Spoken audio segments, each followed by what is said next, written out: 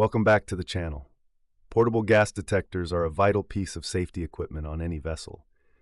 Modern shipping regulations, particularly SOLAS Chapter 1.1, mandate that every ship carry appropriate atmosphere testing instruments capable of measuring four critical components: oxygen, flammable gases, hydrogen sulfide, and carbon monoxide. These instruments are designed to measure oxygen, flammable gases, often called HC, or hydrocarbons such as methane or propane, hydrogen sulfide H2S, and carbon monoxide CO.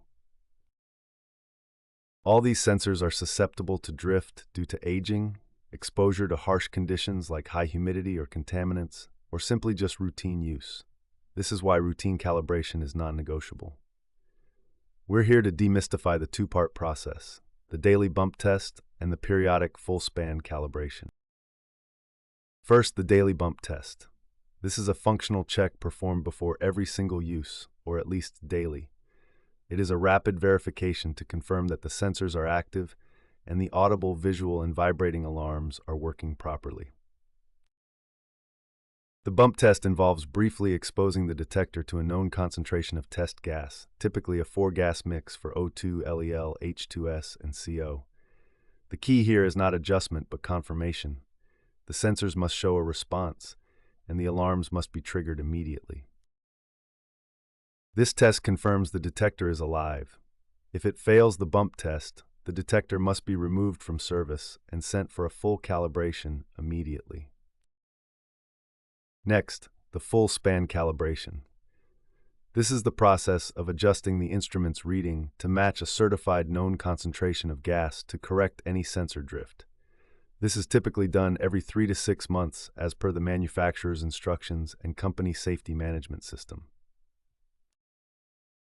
First, you must perform a zero calibration, or fresh air zero. This sets the baseline, telling the detector what clean air is: 20.9% O2, 0 ppm H2S and CO, and 0% LEL for HC. This is done in a contaminant-free environment. Then comes the span calibration. You connect a certified, traceable calibration gas cylinder to the detector using a regulator to ensure the correct flow rate. The challenge gas usually contains a standard mix, for example 50% LEL hydrocarbon, 25 ppm carbon dioxide, and 10 ppm hydrogen sulfide. The detector reads the gas, and if it shows 45% LEL instead of the certified 50%, the technician uses the detector's software or a calibration station to reset or span the detector to the certified 50 LEL, thereby correcting the sensor drift.